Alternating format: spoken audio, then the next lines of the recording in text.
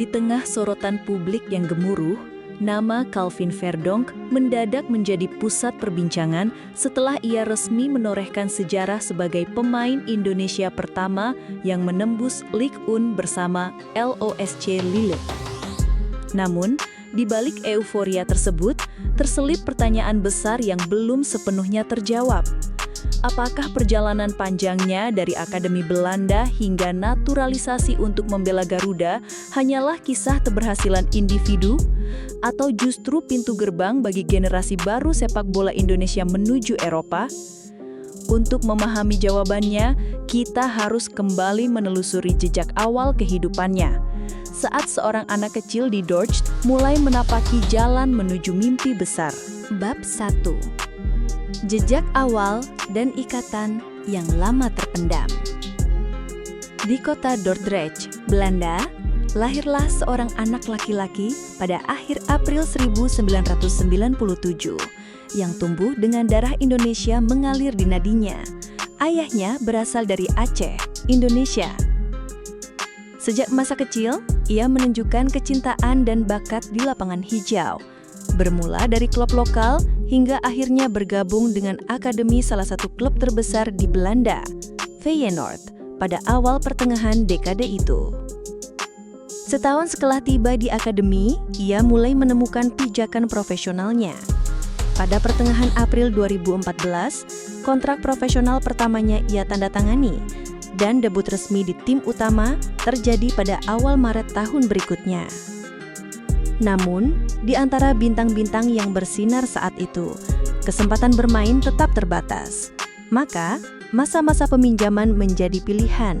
Ke PEC Zwolle, NEC, dan bahkan Twente, menjadikan ia pemain yang terus bergerak, belajar, dan mengasah diri di berbagai medan kompetisi. Perjalanan ini bukan hanya tentang peralihan klub, namun juga tentang membentuk karakter. Ia bermain di setiap posisi belakang, baik bek kiri maupun tengah. Menjadi andalan di NEC dengan puluhan penampilan, meski masih dalam status pinjaman. Lalu akhirnya dipermanenkan dan semakin matang. Dari Feyenoord yang besar, ke pinggilan yang memberinya ruang berkembang. Semuanya membentuk fondasi kokoh bagi sebuah perjalanan yang belum sepenuhnya terlihat garis akhirnya. Bab 2. Pengakuan, kebanggaan, dan langkah menuju merah putih. Ketika namanya mulai bergema di Liga Belanda sebagai pemain multitalenta, di Indonesia muncul keinginan untuk memperkuat timnas Garuda.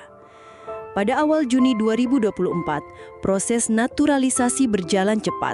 Komisi X DPR RI menyetujui, dan 1 hari berikutnya ia resmi menjadi warga negara Indonesia. Dia bersumpah setia. Tibanya dia di Jakarta diwarnai oleh haru dan harapan baru bagi sepak bola tanah air.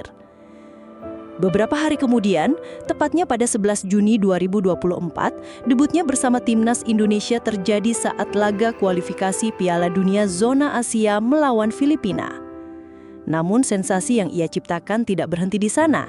Ia menjadi pilihan utama di lini belakang, pertahanan tangguh yang menginspirasi, dan perlahan menjelma menjadi simbol persatuan antara daratan Eropa dan Nusantara. Emosinya semakin membuncah ketika mendapatkan penghargaan sebagai Man of the Match dalam duel sengit melawan Australia. Ia mendapat rating tinggi, melebihi rekan setim lain, menegaskan bahwa kehadirannya lebih dari sekedar simbol. Ia adalah kekuatan real di lapangan hijau. Bab 3. Konsistensi di Eredivisie dan ketabahan yang membangun. Sementara namanya kian dikenal di tanah air, di Belanda ia terus berkembang. Musim demi musim ia tercatat tampil konsisten di NEC, menjalani puluhan pertandingan, mencetak sejumlah gol, dan menorehkan catatan statistik impresif seperti dominasi dalam operan, baik pendek maupun progresif. Pada suatu pekan di musim Liga Belanda 2024-2025, ia bahkan masuk dalam Team of the Week Eredivisie versi ESPN Belanda, menghiasi barisan terbaik pekan itu, suatu pencapaian yang semakin mengokohkan reputasinya sebagai bek handal. Tak ada masa stagnan.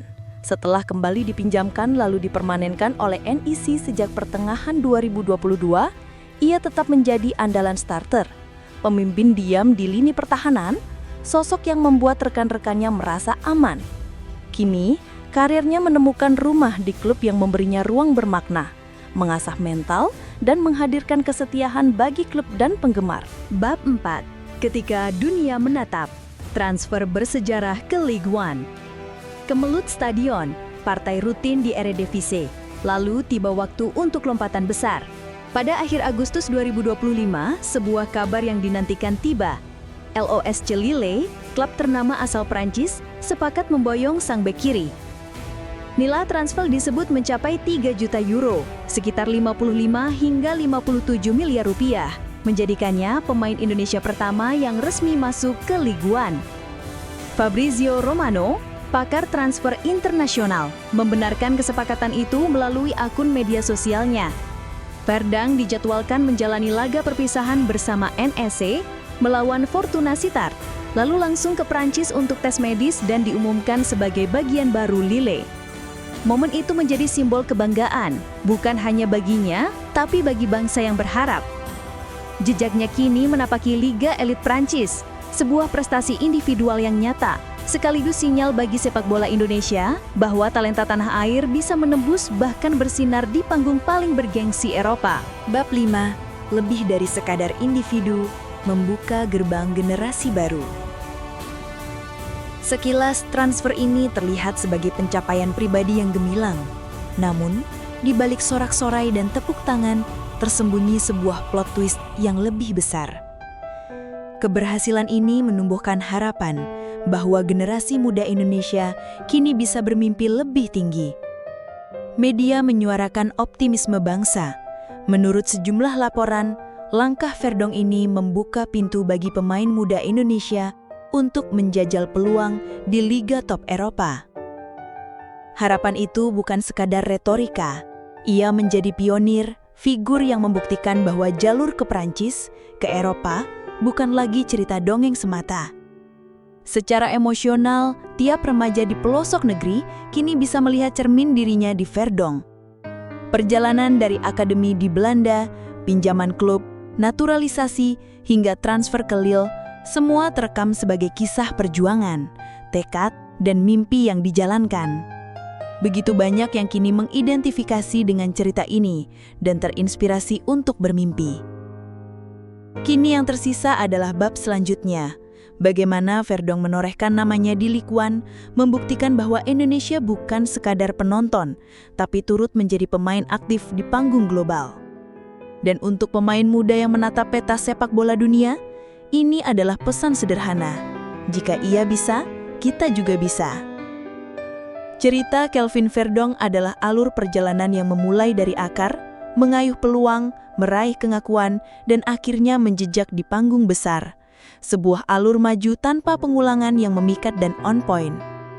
Dari masa kecil di Dordrecht hingga naturalisasi, dari lapangan Belanda hingga klub elit Prancis, narasi ini merangkai, keteguhan dan mimpi mendalam bisa meretas batas, membuka gerbang untuk banyak yang datang kemudian. Setiap bab menyisakan satu hal yang jelas. Ini bukan sekadar cerita satu individu.